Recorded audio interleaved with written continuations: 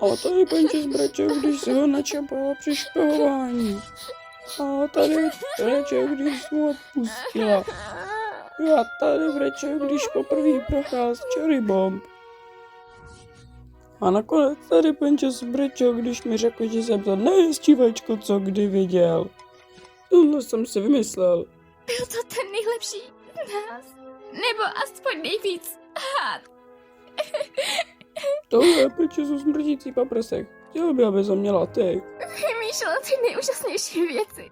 Když to byl většinou děsivý zbraně, co lidem ubližovali. Ale na tom jsme zrovna pracovali.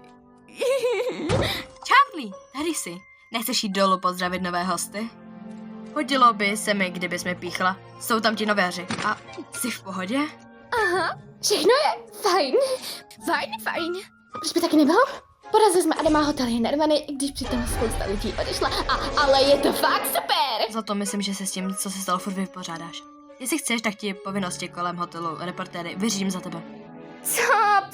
Jsem úplně v klidu. Pohoda, klídeček, tabáček, jdeme za těma novinářema. Určitě chtějí slyšet všechno o tom, jak funguje vykopání, stejně jako všichni, co to bydlí, že?